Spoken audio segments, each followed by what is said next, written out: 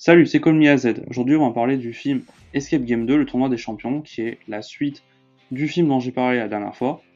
Donc, je vais pas résumer ce qui se passe dans le premier film, vous vous en souvenez peut-être, sinon je vous redirige vers cette vidéo où j'en parlais en détail. Ici, on va pas trop s'attarder, puisque en vrai, j'ai pas énormément de choses à dire, que ce soit enfin surtout en négatif en fait. J'ai pas grand chose à en dire. Le film est très bien. Voilà, je l'ai revu en même temps que j'ai revu le premier Escape Game. Je les ai vus dans la foulée.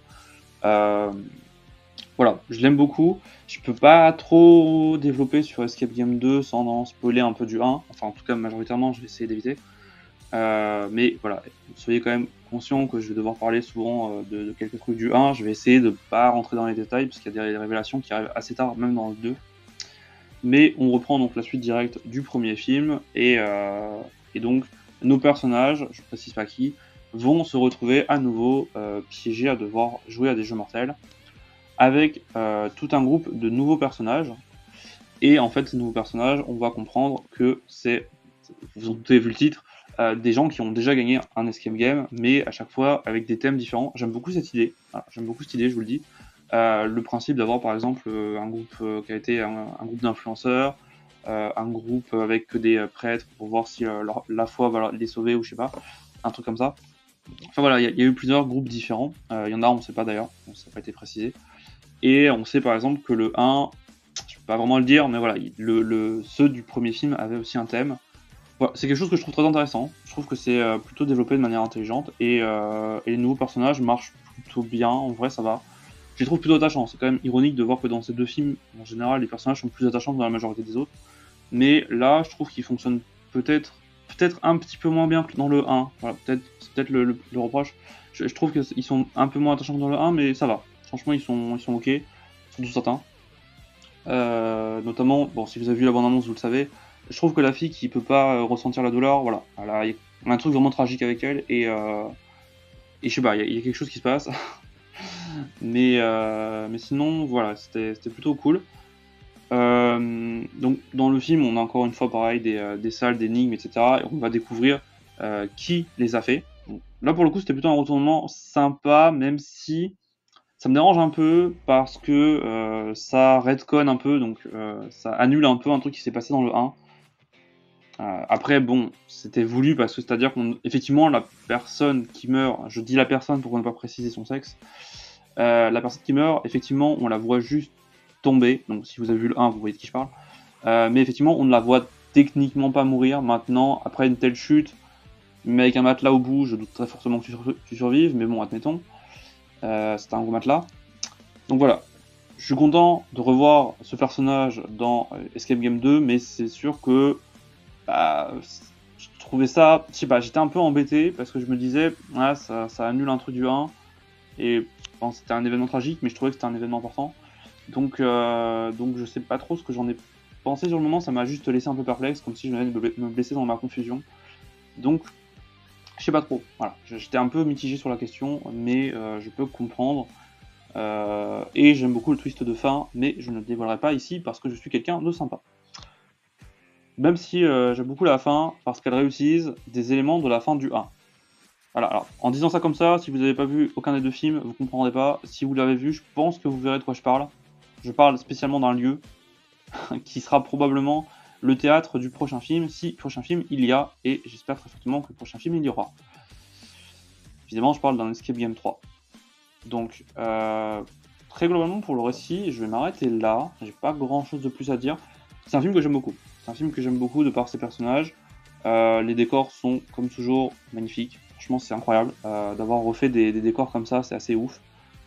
Les épreuves sont au moins aussi dangereuses, voire plus que dans le premier. Donc là, c'est pareil, on a dupliqué les enjeux.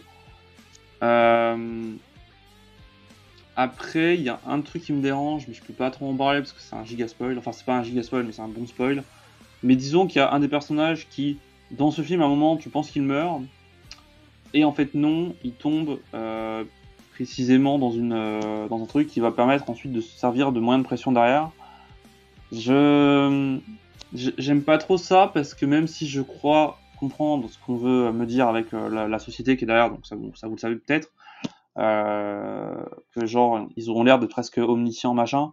Le fait qu'ils arrivent à récupérer un mec qui est quand même tombé et qui est techniquement mort dans le jeu, ça me paraît quand même un peu foireux. Après, je sais pas, parce que derrière, à cet endroit-là, on sait pas ce qu'il y a en dessous. Mais c'est vrai que ça me paraît quand même assez foireux. C'est comme le coup du matelas d'ailleurs. C'est quasiment le même problème que j'ai en fait sur du coup la survie de la personne dans le 1, qu'on revoit dans le 2. C'est exactement le même problème que j'ai, c'est-à-dire que c'est compliqué. C'est-à-dire que eux ils nous le justifient en mode si ça n'est pas arrivé, si tu ne l'as pas vu, c'est pas arrivé. Moi je suis en mode ouais, mais c'est compliqué à justifier quand même là, tu vois. Encore le 1, la personne du 1, admettons, voilà, je veux dire admettons clairement, parce que ouais, c'est vrai qu'on l'a pas vu mourir. Là, ça me paraît chaud. Là, ça me paraît quand même compliqué. Mais c'est un personnage que j'aime bien, donc on va dire que c'est un mal pour un bien. Mais c'est vrai que c'est peut-être le truc où j'ai un peu fait, un peu lever les mains au ciel en mode what. C'est un peu le truc qui m'avait choqué. Mais sinon, franchement, j'ai beaucoup aimé. Je pense que j'ai pas grand chose de plus à dire sur le film. Il se passe très bien. Il se passe, voilà. Franchement, il est très rapide à regarder. Vous vous ennuierez pas. Enfin, normalement, si vous aimez ce genre de film, vous vous ennuierez pas. Maintenant, clairement, on n'est toujours pas sur un film d'horreur, on est sur un truc très aseptisé. Je suis même pas sûr qu'on voit vraiment beaucoup de gouttes de sang. Voilà, vraiment, je le dis. Euh, Ouais, je crois qu'on n'en voit pas tant que ça en vrai, hein. Peut-être vite fait, voilà, mais je trouve que c'est vrai que c'est vraiment le escape room, mais façon tout public.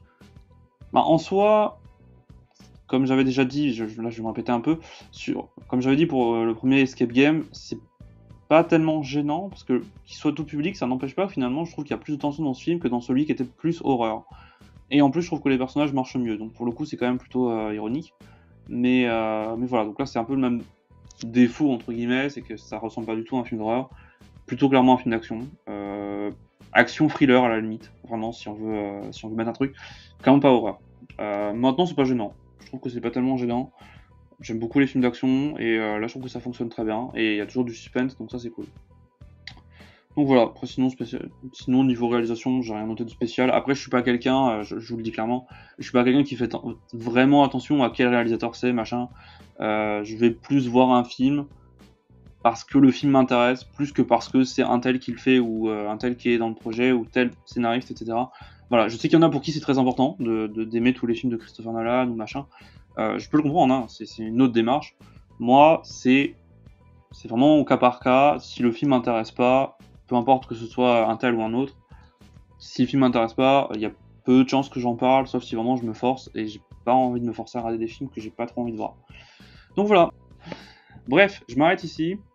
Si vous avez aimé écouter mon avis et peut-être ce dernier format avant un renouvellement, pensez à partager la vidéo. N'hésitez pas à me dire ce que vous avez pensé du film aussi en commentaire. Pensez à vous abonner pour ne rater aucune des prochaines vidéos, à cliquer sur j'aime si vous avez aimé, à activer la cloche, et moi, je vous dis à la prochaine. Ciao!